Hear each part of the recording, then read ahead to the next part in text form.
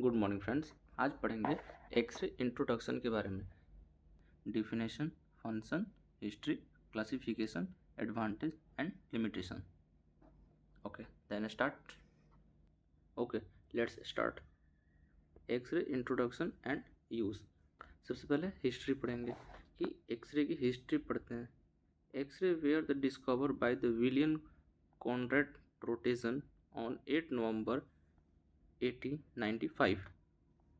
X ray का खोज किसने किया था? WC रोटेशन, इसे बोलते हैं, शॉर्ट नेम में बोलते हैं WC रोटेशन। ठीक है, कब किया था इसने खोज किया था? 8 नवंबर 1895 को खोज किया था।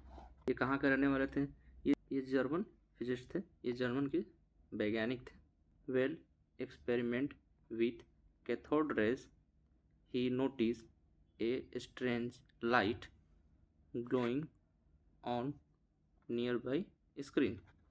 Since he did not know what these rays were, he named them X-ray, where X means unknown. मतलब जब साइंस को पता ही नहीं था कि इसका क्या नाम दें, तो उसने X दे दिया, क्योंकि X मीन्स अननोन। जैसे हम रखते हैं ना एक्स का मान, मैथ में एक्स का मान रख लेते हैं, तो वैसे ही इन्होंने क्या किया कि उसका मान एक्स रख दिया। Rotation took the first X ray image. जो रोटेशन थे वो first X ray image of his wife hand where here the bones and wedding ring. ठीक है, इनका कहने का मतलब था कि जब इन्होंने अपने वाइफ का एक्सरे इमेज लिया, मतलब उनकी बीवी का जो इंगेजमेंट रिंग था उसके साथ अपनी बीवी का एक्सरे लिया था, हैंड का एक्सरे लिया था। ये एक को इंसिडेंट था, जिससे इसे पता नहीं था कि एक्सरे होता क्या है। ये एक एक्सीडेंट था जिसकी वजह से ही एक्सरे की खोज हुई। For this great discovery Roentgen receive the first Nobel prize. इनको first Nobel prize 1901 DC, the first Nobel prize in the physician in 1901 में मिला था। क्लियर हो गया? एक्सरे खोज किसने किया था? विलियम कॉनरेड रोटेशन, इनको बोलते हैं WC रोटेशन, इनका शॉर्ट नेम है WC रोटेशन। कब किया था? 8 नवंबर 1895 को किया था। ये एक जर्मन फिजिशियन थे, जर्मन साइंटिस्ट थे। एक्सपेरिमेंट कर रहे थे, वो कैथोड रेज पे एक्सपेरिमेंट कर रहे थे। उन्होंने नोटिस किया कि एक स्ट्रेंज लाइट, मतलब एक लाइट है जो ग्लो कर रही है। देन साइंस, उनको पता नहीं था, वो एक्सरे के बारे में पता नहीं था, उन्होंने उसका नाम एक्स रख दिया, क्योंकि एक्स का मान अननोन होता है, उन्हें कुछ पता नहीं था, इसलिए उन्होंने एक्स रख दिया, जिसकी वजह से आज हम उन्हें एक्स रे कहते हैं, एक्सरे इमेज कहते हैं। रोटेशन ने फर्स्ट बार इनको नोबेल प्राइज़ मिला था 1901 में मिला था, और first Nobel prize physician in 1901 में बने थे।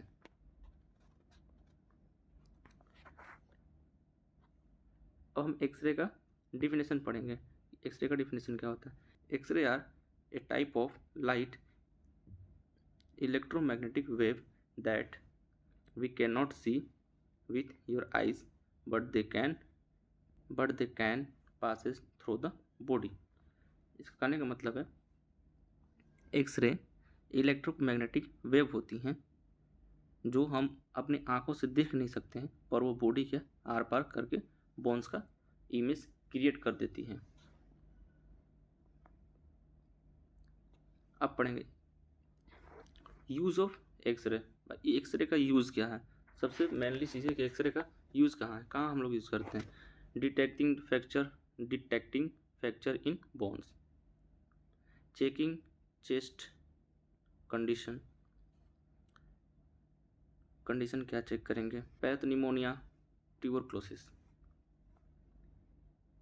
Dental image, mammography, location following object in the body, मतलब बॉडी पार्ट जो होती, बॉडी ऑब्जेक्ट हैं उनकी लोकेशन को पता करने के लिए भी हम एक्सरे कर लेते हैं। मेनली हम फ्रैक्चर के लिए करते हैं, ठीक है। Tuberculosis, pneumonia, dental image, dental X ray करते हैं दांत का। अब पढ़ते हैं, अब जानते हैं हाउ वर्क, एक्सरे पे वर्क कैसे करता है। And the X ray tube produce X ray, X ray tube इसके बारे में पढ़ेंगे। एक्सरे हमारी यहीं बनती है, एक्सरे ट्यूब में ही बनती है। इसके बारे में अगले नेक्स्ट वीडियो में पढ़ेंगे, एक्सरे प्रोडक्शन, ठीक है। The rays are direct toward the body, the rays are directed toward the body. Dense structure like bones absorb more X-ray and the probe on the X-ray film, X-ray film के साथ, मतलब dense structure bones like bones के बारे में structure, bones का structure निकलता है। Less than tissue like the muscles or lungs allow more ray to pass through and the appear in the sheets of grey और black। इसका मतलब है कि लेस देन टिश्यू लेस कर देता है, डेंस टिश्यू को लेस कर देता है, जैसे कि मसल्स और लंग्स, हमारी मसल्स और लंग्स को वो लेस कर देता है, ख़त्म कर देता है, और उन्हें प्रॉपर शेड ऑफ ग्रे और ब्लैक में दिखाता है। जैसे हम एक्सरे देखते हैं तो हमारी सारी बोन्स ग्रे में दिखती हैं, और जो भी बॉडी के पार्ट होते हैं जैसे कि लंग्स, हार्ट, एब्डोमिनल का इमेज लेते हैं, उसके बाद हमें पता वो ब्लैक में, जैसे लंग्स में एयर रहते हैं, जैसे निमोनिया होता है तो ब्लैक शेडो दिखती हैं। ओके, एडवांटेज, भाई एक्सरे का एडवांटेज क्या है? क्विक एंड पेनलेस, मतलब जल्दी होता है और बिना दर्द, इसमें कोई है ही नहीं, बस जैसे नॉर्मल फ़ोटोज़ लेते हैं वैसे ही इसमें भी फ़ोटोज़ लेते हैं। नॉन इन्विजिव, मतलब दिखाई नहीं देता है। हेल्पफुल इमरजेंसी डायग्नोसिस, मतलब ये हेल्पफुल होता है इमरजेंसी डायग्नोसिस में। जहाँ तक मुझे जानकारी है कि इमरजेंसी डायग्नोसिस हम ज़्यादातर CT स्कैन ही करते हैं, एक्सरे बहुत कम ही करते हैं। CT स्कैन ज़्यादा प्रेफर होती है इमरजेंसी केसेस में। वाइडली अवेलेबल, मतलब वाइडली अवेलेबल होता है, हर जगह अवेलेबल मिल जाएगी आपको एक्सरे। अब इसमें जानेंगे हम लोग लिमिटेशन, रिस्क। एक्सरे है, लिमिटेशन भी है और रिस्क भी है। रिस्क किस चीज़ से रिस्क है? हमें रिस्क है रेडिएशन से। एक्सरे में सबसे महत्वपूर्ण है रेडिएशन ही, जो एक्सरे से प्रोड्यूस होती हैं, जो हमारी बॉडीज़ के लिए हार्मफुल होती है, एकदम ही नुकसानदायक होती हैं। Over exposure can be harmful, मतलब अगर ज़्यादा एक्सपोजर लीजिएगा तो आप ही को ही हार्म पहुंचेगा। इसलिए सटीक लेना है, एक बार में ही एक्सरे ले लेना है, बाकी बार बार एक्सपोजर नहीं देना पड़े। Not detail for the every soft tissue without contrast agents, मतलब डील कर नहीं सकते हैं सॉफ्ट टिश्यू के बारे में। अगर जानकारी लेना है तो उन्हें कॉन्ट्रास्ट एजेंट देना पड़ेगा, कॉन्ट्रास्ट देना पड़ेगा, तभी जाकर हम इसे सॉफ्ट टिश्यू का हम लोग इमेज ले सकते हैं। ये भी एक रिस्क है और ये भी एक इसकी लिमिटेशन होती है। हम एक ही दो बार इसे कर सकते हैं, बार बार इसे नहीं कर सकते हैं।